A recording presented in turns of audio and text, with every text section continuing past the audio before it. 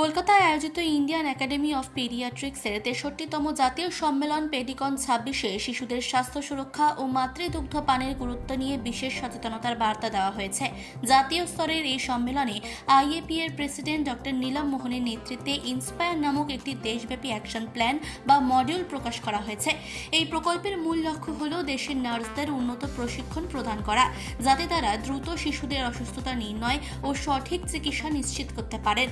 সাম্প্রতিক সমীক্ষা দেখা গেছে দেশের মাত্র 63.7% শিশু জন্মের প্রথম 6 মাস প্রয়োজনীয় মাতৃদুগ্ধ পায়।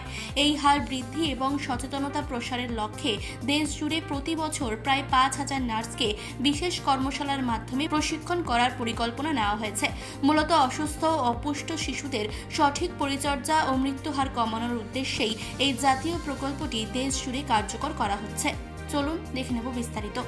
उसी की ज़िंदगी का फाउंडेशन नहीं, पूरे देश का फाउंडेशन है। बिकॉज अगर वो सही डेवलप होगा तो जब आप खुराक सही से देंगे, आपकी फिजिकल ग्रोथ ही नहीं, आपकी मेंटल ग्रोथ भी होएगी। फिजिकल मेंटल ग्रोथ के साथ ही वो बच्चा बीमारियों से लड़ पाएगा, उसकी इम्यूनिटी होएगी। एक सारा उसका जीवन जो आप बनाते हैं उसको कहते हैं फाउंडेशन। जैसे बिल्डिंग का अगर नींव भी कमज़ोर है तो बिल्डिंग गिर जाएगी। उसी प्रकार एक बच्चे की नींव भी कमज़ोर है तो वो आगे जाके बिल्डिंग नहीं रहेगी। तो जब हम नींव की बात करते हैं तो क्या बात करते हैं? नंबर 1 5 स्टेप्स में आपको बताऊँगी। 1 is early initiation of breast feeding, मतलब कि पहले घंटे के अंदर हम कहते हैं कैंगरू मदर के बच्चे को माँ की गोद में पहले घंटे के अंदर उसे दूध मिलना चाहिए। और कोई सोचते हैं कि हमें शेड चटाना चाहिए, कोई प्री लैक्टियल फीड बिल्कुल नहीं देना चाहिए। जो पहले माँ का दूध है वो इम्यूनिटी से भरा है, उसके अंदर जितनी लड़ने की शक्ति है वो आज तक साइंस नहीं समझ पाई कि ये भगवान ने क्या बना जिसमें वो इम्यूनिटी है। तो इसीलिए हम कहते हैं अर्ली इनिशिएशन। उसके बाद सेकेंड स्टेप हम कहते हैं एक्सक्लूसिव ब्रेस्ट फीडिंग। एक्सक्लूसिव क्यों?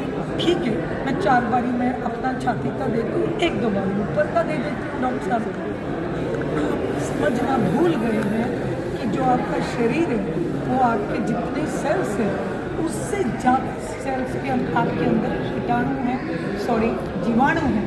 वो जीवाणु को हम कहते हैं माइक्रोबाटा।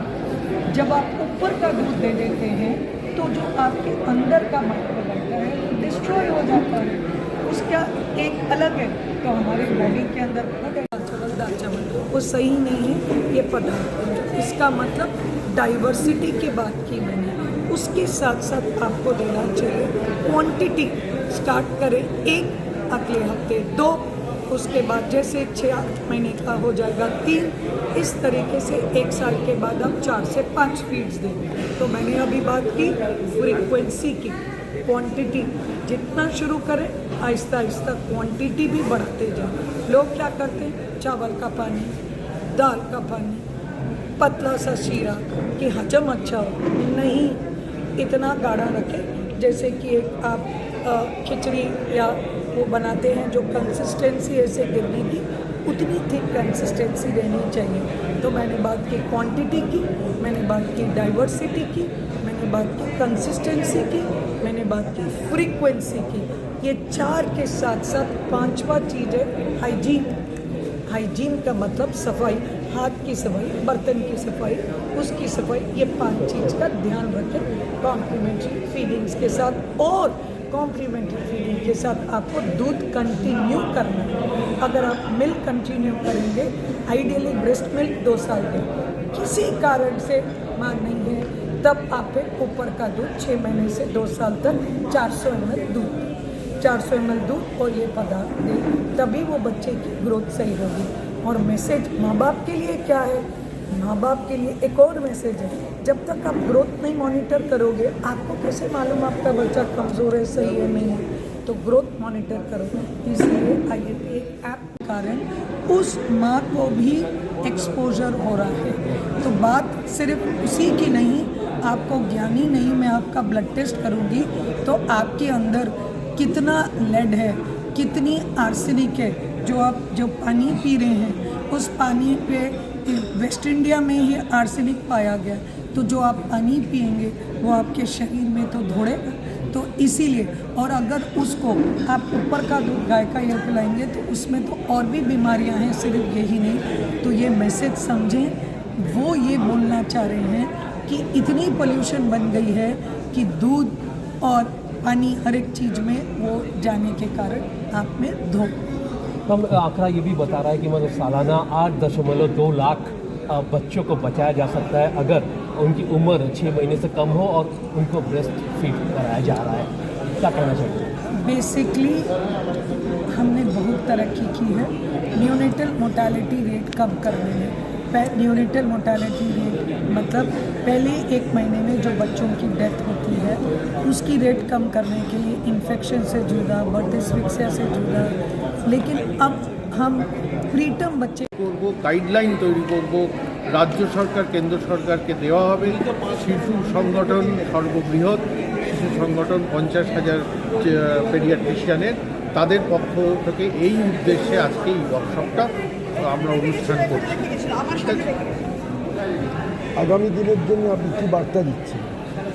ফাস্ট ফুড খাবো না, যে খাবারের মধ্যে হেলথ ড্রিঙ্ক বলে বলি সেগুলো খুব আনহেলদি ড্রিঙ্ক, খুব sugar content, high sugar content, high salt content, এগুলোর বিরুদ্ধে আমাদের সচেতন হতে হবে, বাবা মাদের সচেতন করতে হবে।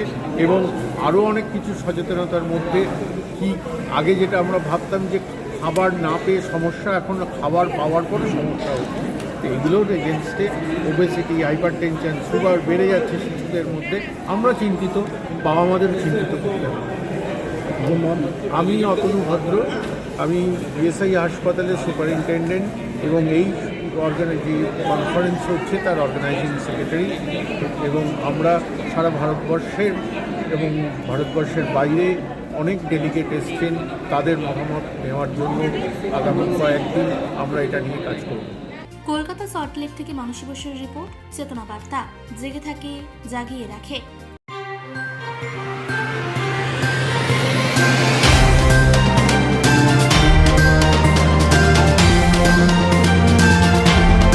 চেতনা বার্তা, জেগে থাকে, জাগিয়ে রাখে।